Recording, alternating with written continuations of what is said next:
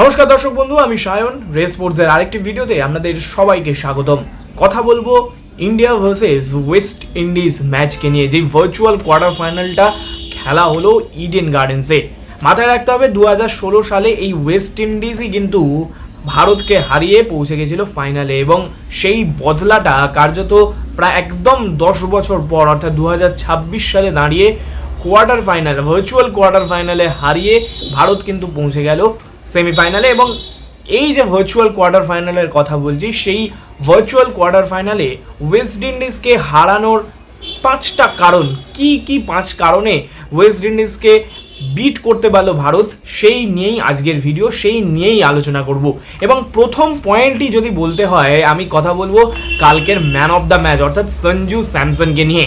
Sanju Samson একদম দুর্দান্ত একটা ব্যাটিং, অনেক দিন পর তিনি কিন্তু প্রথম একাদশে এসেছিলেন ওয়েস্ট ইন্ডিজের বিরুদ্ধে এই ম্যাচটায়। কারণ আমরা দেখেছি যে কোথাও গিয়ে একটু আউট অফ ফর্ম চলে যায়, যখন টুর্নামেন্ট চালু হয় তখন কিন্তু Sanju Samson out of form হয়, সেই কারণে কিন্তু তিনি বাদ পড়েন। তারপরে তিনি এসেছিলেন কিন্তু খেলেছেন, কখনো নিজের পজিশনটা চেঞ্জ করেছেন, নিজের পজিশনটা সফল করিয়েছেন, কিন্তু কালকে কিন্তু অ্যাজ আ ওপেনার নামেন এবং ভারতের এত বড় একটা রান চেজে সব থেকে বড় ভূমিকা যার ছিল তার নাম হচ্ছে সঞ্জু স্যামসন। কি করেছেন তিনি? 50টা বল খেলেছেন এবং করেছেন 97টা রান। পরিসংখ্যানটা যদি আপনাদের একটু বলে দিই, প্রথমেই বলতে হবে 4 মেরেছে 12টা এবং 6 মেরেছে 4টে। এইটাই মোটামুটি তার ইনিংস ছিল। তার স্ট্রাইক রেট অবশ্যই 200-র কাছাকাছিও পৌঁছে গেছিল এবং 97 রান, যেই পিচে বলা যেতে পারে ইন্ডিয়ার অন্য কোনো ব্যাটার সেইভাবে 30 রানের গন্ডিও পেরাতে পারেনি, সেখানে সঞ্জু স্যামসন তিনি কিন্তু একা দায়িত্বে, একা হাতে পুরো ম্যাচটা চালনা করলেন। ইন্ডিয়া টিমের যে পুরো ব্যাটিং সেটা কিন্তু তিনি চালনা করলেন একা হাতে, এবং এই 97 রানের ওপর ভর করেই কিন্তু বলা যেতে পারে ইন্ডিয়া কার্যত ওই ম্যাচটা জিতে নেয়। এবং সেকেন্ড পয়েন্ট যদি আমাকে কেউ বলতে বলে, সেটা আমি কিন্তু বলবো ইন্ডিয়ার বোলিং। অবশ্যই আপনারা বলতে পারেন যে ইন্ডিয়ার বলাররা তো সেইভাবে বল করেইনি, ম্যাচে রান খেয়েছে অনেক, এন্ডের ওভারে অনেক রান কনসিড করে নিয়েছে, কিন্তু আমাদের মাথায় রাখতে হবে ইডেন গার্ডেন্সের পিচ কিন্তু অনেক ফাস্ট, এবং সেই কারণেই এই পিচে ওয়েস্ট ইন্ডিজের মতো একটা দল, যেখানে সবাই এই দলকে মোটামুটি মাইটি ওয়েস্ট ইন্ডিজ বলছিল, সেই দলকে 200 রানের মধ্যে আটকে দেওয়া কিন্তু কোথাও গিয়ে বোলিং ডিপার্টমেন্টের ভালো খেলারই রেজাল্ট। এবং এটা মাথায় রাখতে হবে, যদি কালকের ম্যাচে অভিষেক শর্মা যদি ক্যাচ মিস না করতো, তাহলে হয়তো এই রানটা কোথাও গিয়ে 10-20 রান আরও কম হতে পারতো, কিন্তু তারপরেও ওয়েস্ট ইন্ডিজকে 200 রানের মধ্যে আটকে দেওয়া। এবং বোলিং নিয়ে কথা বলতে গেলে যার নামটা সবার আগে নিতে হয়, তিনি হলেন জসপ্রীত বুমরা। তিনি কিন্তু দুর্দান্ত বোলিং করলেন, এবং ওয়েস্ট ইন্ডিজ যখন ব্যাটিং করছে সেই মুহূর্তে যেই দুজন খেলোয়াড়কে মনে হচ্ছে যে ডিস্ট্রাকটিভ মোডে চলে যেতে পারবে, কথা বলছি সেই হোপ আর সিমরন হেডমায়ারের কথা,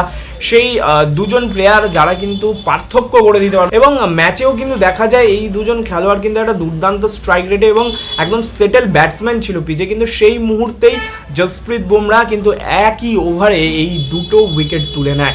এবং জসপ্রীত বুমরা এই বোলিং কনসিস্টেন্সি, ভালো বোলিংয়ের জন্যই কিন্তু একটা টার্নিং পয়েন্ট চলে আসে ম্যাচে, কিন্তু আবার ফিরতে শুরু করে টিম ইন্ডিয়া। এবং এটা আমার মনে হয় যে বোলিংয়ের দিক দিয়ে শুধুমাত্র জসপ্রীত বুমরার কথা বললে হবে না, বলতে হবে অর্শদীপ সিংয়ের কথাও। অবশ্যই তিনি অনেক রান কনসিড করে নিয়েছেন, কিন্তু তারপরেও পরিসংখ্যান বলছে, সেখানে আমি যদি একটু আপনাদের পরিসংখ্যানটা বলাই, 18, 19, 20 এই ওভার, সেখানে 18 ওভারে মাত্র 12 রান, 19 ওভারে 6 রান, এবং এই 6 রানের যে ওভারটা অর্থাৎ 19 নম্বর ওভার, সেটা কিন্তু অর্শদীপ সিং করেছিলেন। এবং ওয়েস্ট ইন্ডিজের যখন টেল এন্ডিং ব্যাটিংটা চলছে এবং সেইখানে কিন্তু একটা দুর্দান্ত মোমেন্টাম ধরে নিয়েছে ওয়েস্ট ইন্ডিজ, মোটামুটি 35 বলে 72 রান মতো করেছে লাস্টের দিকে, সেখানে কিন্তু বলা যেতেই পারে অর্শদীপ সিং যদি এই 19তম ওভারটা ঠিকঠাক না করতে, এবং মাথায় রাখতে হবে 17তম ওভার সেখানে কিন্তু তিনি রান কনসিড করেছিলেন, সেক্ষেত্রে কিন্তু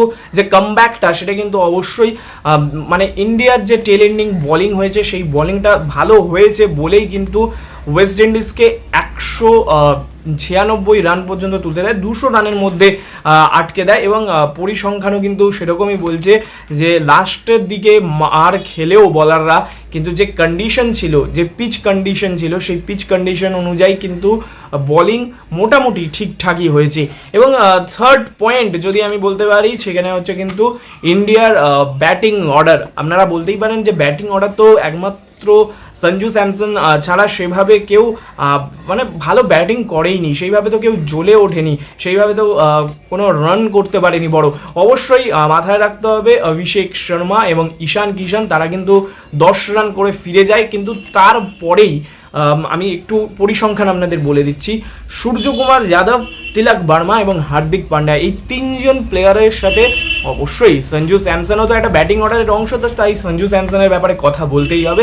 সঞ্জু স্যামসন কিন্তু এই 3জন খেলোয়াড়ের সাথে একটা পার্টনারশিপ গড়ে, এবং সেই পার্টনারশিপের পরিসংখ্যান আমি যদি আপনাদের বলি তাহলে কিন্তু বলতে হবে সূর্যকুমার যাদব এবং সঞ্জু স্যামসন, তারা যে পার্টনারশিপটা করে সেখানে তারা 35 বলে 58 রান তোলে, এবং এই 58 রানের বেশিরভাগটাই কিন্তু সঞ্জু স্যামসন গড়ে। এবং তারপরে সূর্যকুমারের উইকেটটা পড়ে গেলে যেই ব্যাটসম্যানটা আসে, সেই ব্যাটসম্যানটাকে নিয়ে সবথেকে বেশি আলোচনা হয়েছিল এই বছরের টুর্নামেন্টে। কথা বলছি তিলক বার্মা। তিলক বার্মা, তাকে নিয়ে কিন্তু অনেক প্রশ্ন উঠেছিল, তার স্পিন বল খেলা নিয়েও কিন্তু প্রশ্ন উঠেছিল। কিন্তু এদিনের ম্যাচে তিনি যে ঝোড়ো ইনিংসটা খেললো সেটা কিন্তু অবশ্যই প্রশংসার যোগ্য। তিলক বার্মা এবং সঞ্জু স্যামসন, তারা কিন্তু 26 বলে 42 রানের একটা ইনিংস খেলে, এবং হার্দিক পান্ডিয়া এবং সঞ্জু স্যামসন, তারা কিন্তু 22 বলে 38 রানের একটা ইনিংস, একটা পার্টনারশিপ করে। এবং এই 3টে পার্টনারশিপের ওপরেই ভর করে বলা যেতে পারে এই টার্গেটটা চেস করে টিম ইন্ডিয়া। এবং অবশ্যই মাথায় এটাও রাখতে হবে সঞ্জু স্যামসন, তিনি কিন্তু এই ম্যাচের একদম ম্যান অফ দ্য ম্যাচ হওয়ার একদম যোগ্য লোক এবং যোগ্য ব্যক্তি, কারণ তার সাথেই কিন্তু পার্টনারশিপগুলো তৈরি হয়। এবং সঞ্জু স্যামসনের যে স্টেবল ব্যাটিং এই ম্যাচে আমরা দেখলাম, সেই স্টেবল ব্যাটিংয়ের ওপর জোর করেই কিন্তু এই ম্যাচ হয়। সেটা নিয়ে কথা বলবো, স্টেবল ব্যাটিং নিয়ে, কারণ এই পয়েন্টটা আসবে আমাদের পরবর্তী পয়েন্ট, সেটা হচ্ছে অ্যাগ্রেসিভ অ্যাপ্রোচ। আপনি যদি সারা ম্যাচ দেখেন তাহলে সেক্ষেত্রে একদমই প্রথম থেকে ওয়েস্ট ইন্ডিজের যখন বোলিং হচ্ছে, ওয়েস্ট ইন্ডিজ যখন 2টো উইকেট আর্লি উইকেট তুলে নিয়েছে, তারপরেও কিন্তু ব্যাটিংয়ে অ্যাগ্রেসিভ অ্যাপ্রোচ দেখা যায় পুরো টিম ইন্ডিয়ার কাছ থেকে। তারা কিন্তু কখনোই রানের গতি কমতে দেয়নি, রিকোয়ার্ড রান রেটটা কিন্তু তারা সবসময় নিজেদের কাছেই রেখেছিল। রিকোয়ার্ড রান রেট 10-এর কাছাকাছি ছিল, এবং টিম ইন্ডিয়া কিন্তু মোটামুটি অ্যাভারেজে 9.97 এরকম ধরনের একটা রান রেট বজায় রেখেই কিন্তু তারা এই পুরো ম্যাচটা খেলে। এবং একদম সারা ম্যাচে কিন্তু ওয়েস্ট ইন্ডিজের ওভার বাই ওভার যদি আপনি দেখেন, ওয়েস্ট ইন্ডিজের থেকে কিন্তু টিম ইন্ডিয়া এগিয়ে ছিল। অবশ্যই তাদের উইকেট পড়ে গেছিলো, কিন্তু ওই যে যেটা বললাম, সঞ্জু স্যামসন তার স্টেবল ব্যাটিং, একটা প্রান্ত ধরে রেখে ব্যাটিং করা, এবং তার ফলেই কিন্তু বাদবাকি ব্যাটসম্যান যারা এসছে তারা কিন্তু কোথাও গিয়ে একটু অ্যাগ্রেসিভ অ্যাপ্রোচ নিতে পেরেছে এবং সেখান থেকে রান তুলেছে। বিশেষ করে তিলক বার্মা এবং হার্দিক পান্ডিয়া, তারা কিন্তু প্রথম থেকে এসেই তারা কিন্তু একটু ঝোড়ো ইনিংস খেলার চেষ্টা করেন। অবশ্যই তাড়াতাড়ি আউট হয়ে যান, কিন্তু তারপরেও এইটা কিন্তু পসিবলই হয়েছে সঞ্জু স্যামসন একটা সাইড ধরে রেখেছে বলে।